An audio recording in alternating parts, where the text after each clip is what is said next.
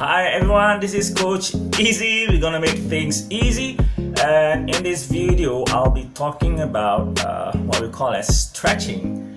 Now the benefits of stretching, and do you know that there are two types of stretching? One is called static and the other one is dynamic stretching. So in this video we'll also be discussing about the differences in dynamic and static stretching, and when to do dynamic and when to do static stretching. Okay, let's first talk about the benefits of stretching.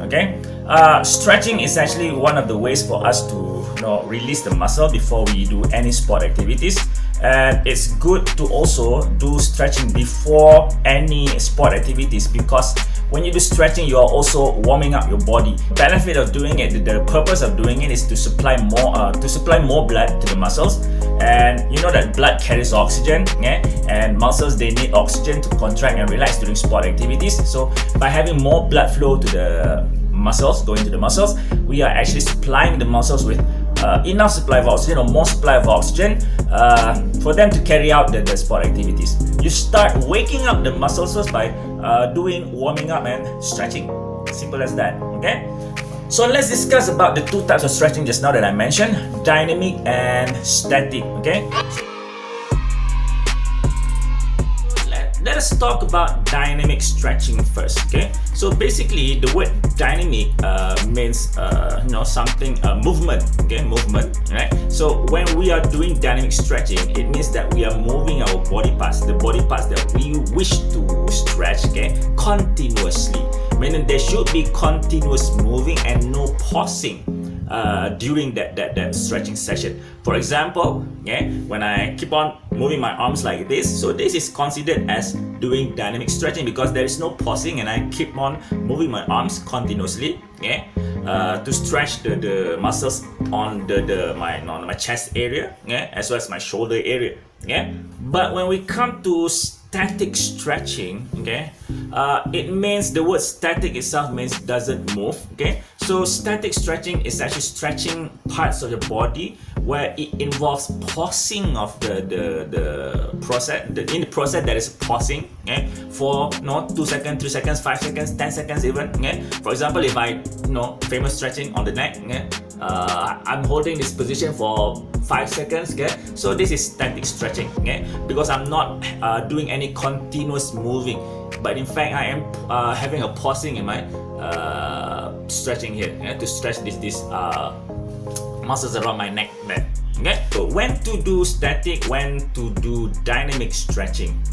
Now based on recent studies, based on recent researchers, scientists have found out, especially those involved in the sports area, they have found out that before the start of any sport activities, the best kind of stretching that we should be doing is actually dynamic stretching. Why? Because dynamic stretching can actually increase the mobility as well as the performance, the performance of the athletes in that particular sport, or in that particular activities, for that particular activities. So when to do static stretching then? Have you heard of the word warming up and cooling down?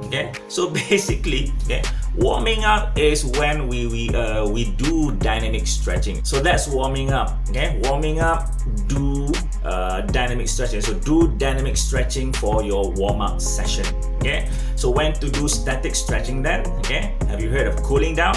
So cooling down is basically the session that we have after the sport activities. And please take note that cooling down is also important, not just warming up, but you should also start practicing, or start incorporating cooling down in your workout routine. Meaning you started with warming up, and then you proceed with whatever sport activities you want to do, and then once you're done, finish off with a cooling down.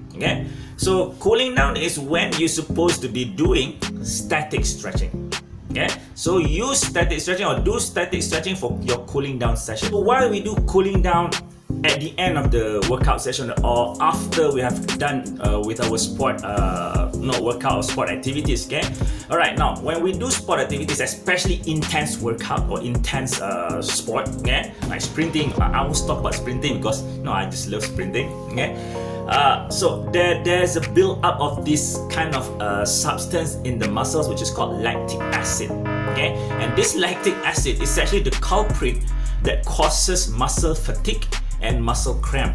Okay, so in order to get rid of this lactic acid, okay, we do static stretching, okay, at the end of the workout, okay, so that the accumulation of lactic acid, okay, can slowly be burned by the body, okay, so that the muscle will not experience any fatigue or you will be experiencing cramps, muscle cramps later on. Okay, and when we talk about this, okay, you should be you can also Google this thing called DOMS, DOMS, delayed onset muscle soreness. Okay, so this is actually a phenomenon, a condition that we normally experience the day after we have done the intense workout, where we start having muscle soreness and muscle fatigue. Okay, so it's a delayed effect of the workout that we had yesterday because we did not do cooling down. We did not stretch after at the end of the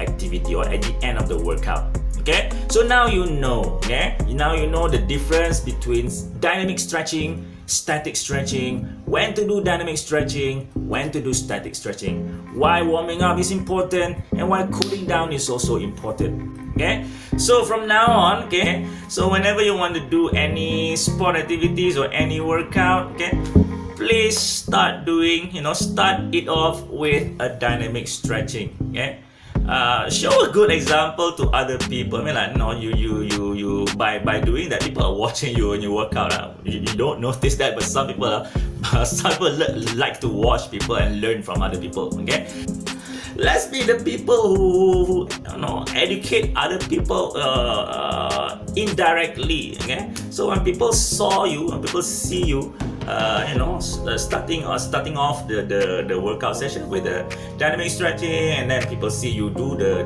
workout, okay, and then finish it off with cooling down, the static stretching. So people will start to learn. Okay, people will get the information. People will also get the knowledge about sports. Yeah, about this stretching stuff. And then they will follow. So as like you guys who are students, okay, in schools, okay, now please, okay, before any sport activities, please start with dynamic stretching. Okay, no more doing static stretching before the sport activities or before your PE lesson. Okay, start it off with dynamic stretching, and then don't forget to finish it off with static stretching, cooling down. Okay, so you know what's gonna be more exciting when we talk about this stretching, dynamic stretching and static stretching, is to see the demonstration. Okay, so let's go out there, okay, and do this and show how to do simple dynamic stretchings and simple static stretching. Okay, all right, now let's go out there and have fun.